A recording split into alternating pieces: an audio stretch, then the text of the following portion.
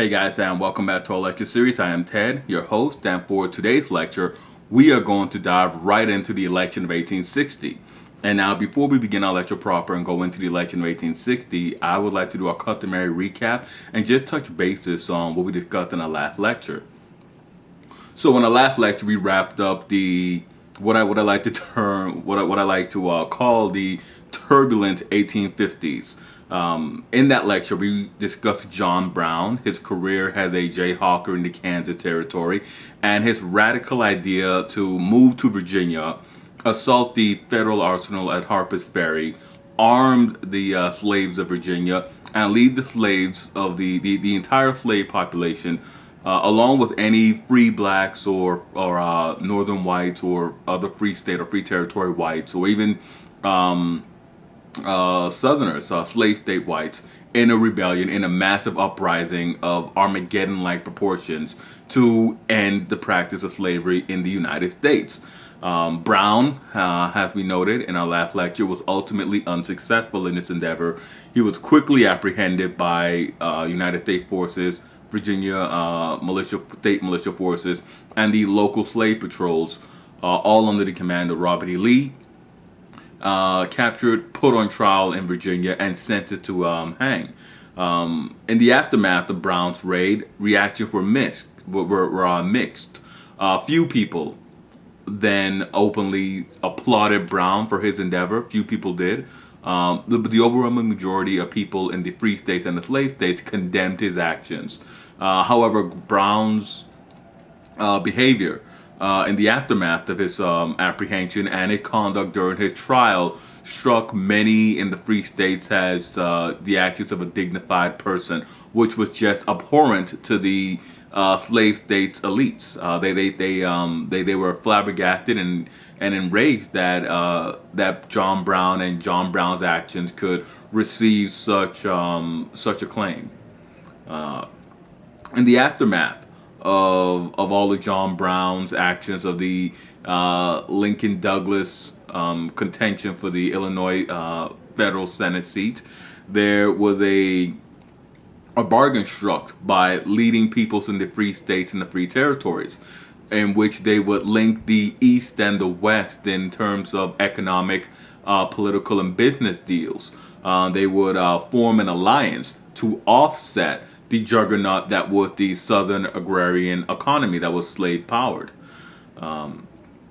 We also discussed how there was increasing suspicions on both sides in the months leading up to the election of 1850s. And most importantly, Rowan Hinton Helper's book, The Impending Crisis of the South, and the appeal made in the book for the Southern underclass to rise up and throw off the yoke of the slavocrats was another book that had major impact. The Republican Party, the 1850s, in the late 1850s, the Republican Party endorsed the book. They wholeheartedly endorsed the book, which led many of the elite slavocrats in the slave states to view the Republican Party as evil incarnate. Now, with that being said, now we haven't covered all of the complete breakdown of the 1850s, of that very turbulent 1850s, but with that being said, I'd like to move on to get into our discussion on the election of 1850, which was the most pivotal election of the 1800s, of the 19th century. It's the election of 1860, and it's still regarded as perhaps the most important political election in United States history. But with all that being said, let's dive right into why the election of 1860 is considered so pivotal, so important. Now, the outcome of this election was really set up to decide the fate of the Republic. 4 months after John Brown's execution, the Democratic Party met in Charleston to decide on the party's 1860 presidential nominee. Charleston, in 1860, was a city racked with internal fears and paranoia. It was the worst possible environment to hold a nomination convention. Stephen Douglas, the senator from Illinois, the most prominent Democratic politician, was the favorite of the Northern Democrats. Douglas was also despised by the Southern fire eaters. And now a fire eater is the term given to the slave state radicals who refused to compromise on the issue of slavery. Now, Douglas's nomination was hindered by Southern Democrats who insisted on guarantees for slavery's expansion. This was not a sentiment that Douglas was willing to support because of his insistence on popular sovereignty in the territories. Now, Douglas, in the end, managed to gain a majority of votes in the convention during the Charleston Convention. And it seemed that he was going to be the forerunner and eventually the party's official candidate. He needed 2/3 of the delegates to vote for him.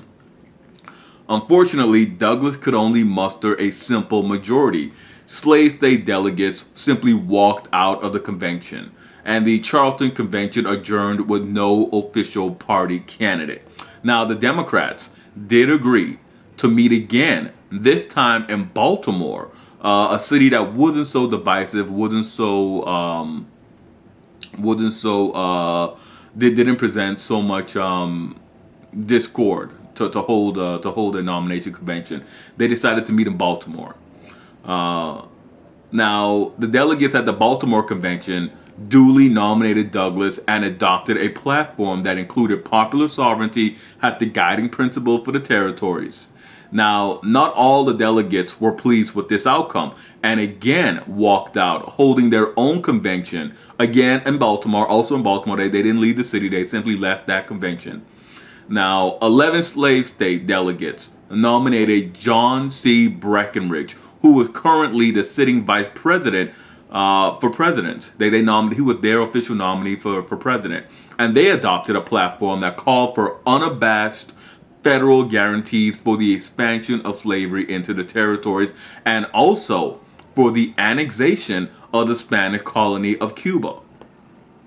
Now, in Chicago, the Republican Party met to choose a candidate. They were fully aware of the situation the Democrats found themselves in. They realized they had a golden opportunity to gain the White House. They, however, also had their own problems deciding who to nominate. Now, William H. Seward was the front runner. He, at this point, was an accomplished politician, but he had recently gained some negative press for comments he made regarding an irrepressible conflict that was coming.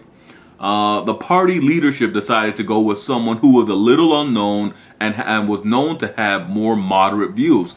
They settled on Abraham Lincoln. Now, the election, many thought, would rest on Illinois, Pennsylvania, New Jersey, California, and Indiana.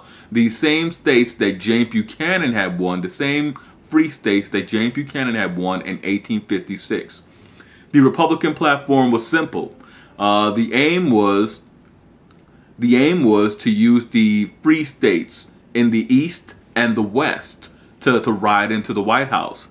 It was really just the old West, the old East-West alliance that I spoke about in our last lecture on the national scene. The platform for 1856 called for prohibiting slavery in the territories, accepting slavery where it already existed, protective tariffs for American industries, and a transcontinental railroad, in addition to a Homestead Act. And lastly, their platform called for continuing the internal improvements, such as harbor construction, canal building, and so forth. Now, the platform also condemned what John Brown had done. That's something that's not really spoken of, but their platform did call for condemning John Brown's actions at Harper's Ferry. Now, their platform was highly appealing to the Western and Eastern voters in the Republic, namely former Federalists, Whigs, Free Soilers, Democrats, and those who championed the old Hamiltonian view for the future. This platform also satisfied the needs of the free states. More importantly, this platform also satisfied the needs of the free states that Buchanan had carried in 1856.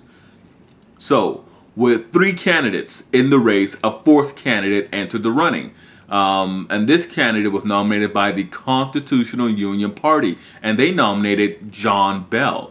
Now, John Bell and the Constitutional Union Party made a point of not addressing the issue of slavery.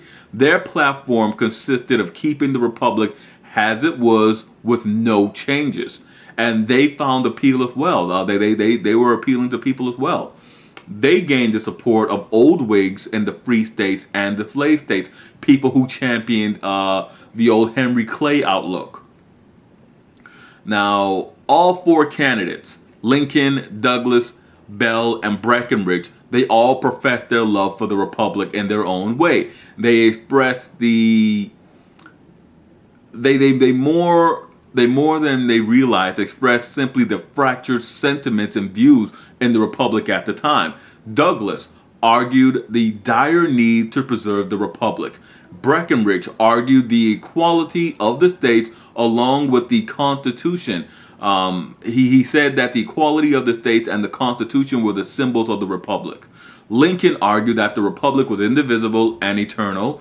Bell argued that the republic was all there was. That was like literally his party, as I stated earlier, they wanted the nation to remain the same. They were literally they lived up to their name of being simply constitutional and union. They wanted to uphold the Constitution and preserve the Union, and that was their only speaking point. That was their only main draw.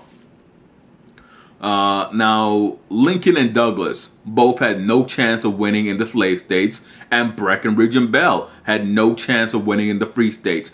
It became very clear that Lincoln could only lose if the other candidates somehow pooled their platforms and their votes.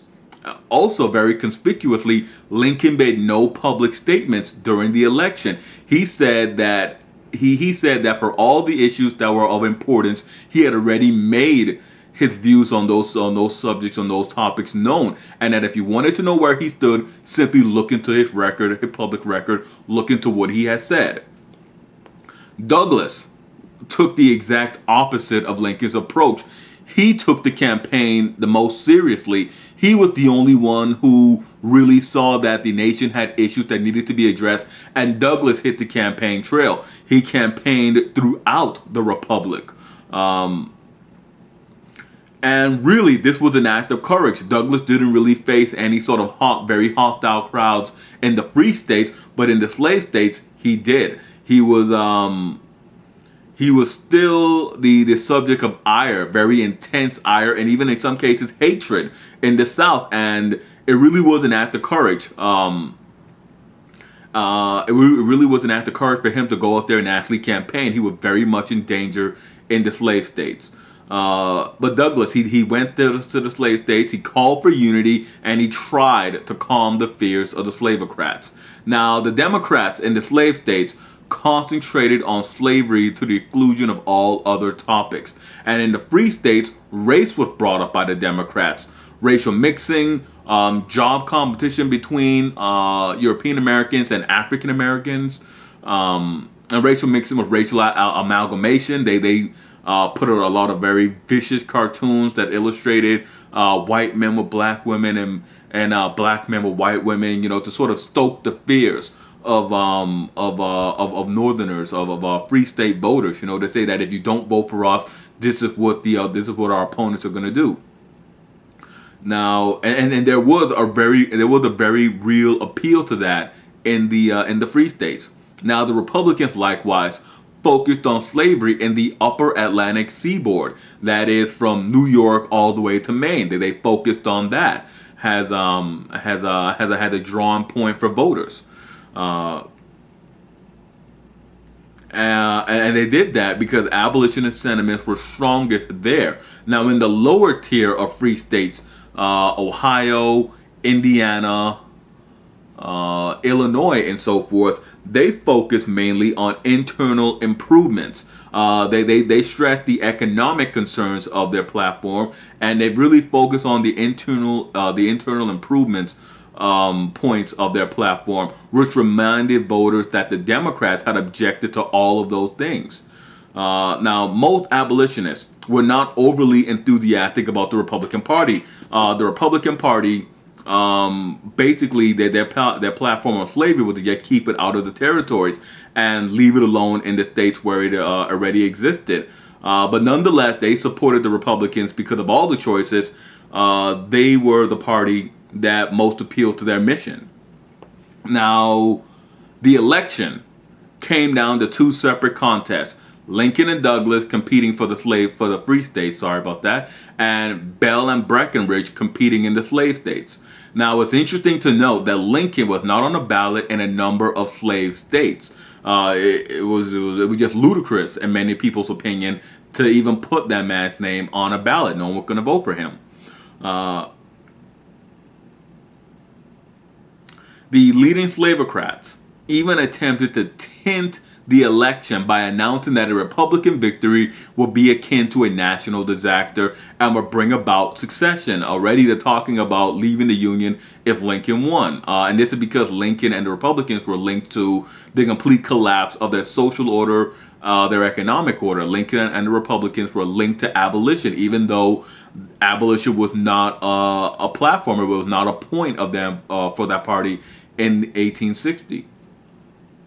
Now, doing so was foolhardy because it didn't really sway free state voters. Now,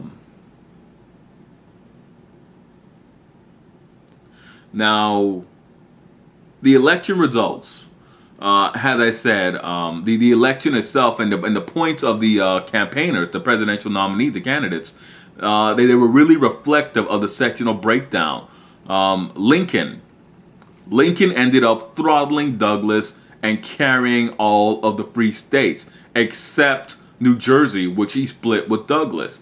Douglas, for his part, carried 3 of New Jersey's electoral votes, as well as Missouri. Now, John Bell won Tennessee and Virginia and his home state of Kentucky, and Breckinridge took the remaining slave states.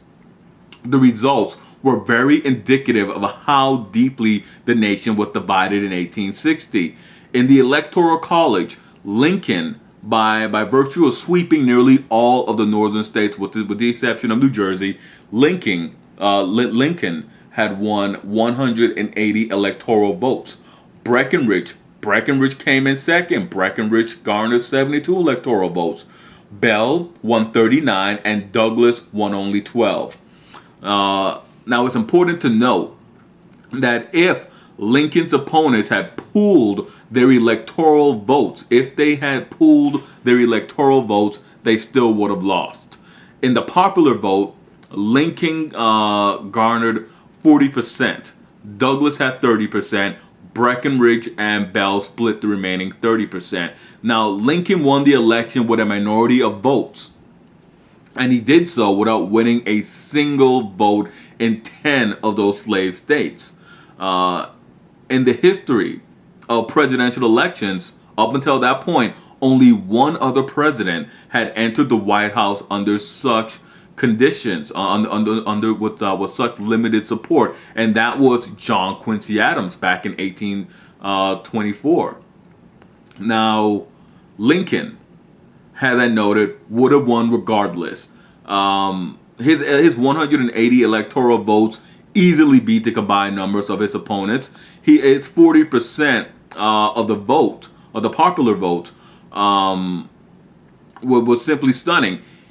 He garnered a majority of the northern votes, with the exception of a clear majority of the free state votes, with the exception of California, Oregon, and New Jersey, and he outpolled all the other candidates combined.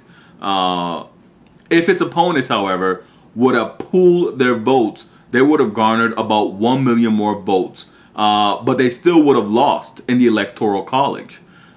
He outpolled them in all the other northern states. He would have still carried all the other northern states. He only would have lost California, Oregon, and New Jersey. And their defections would not have been that great of a difference in the Electoral College.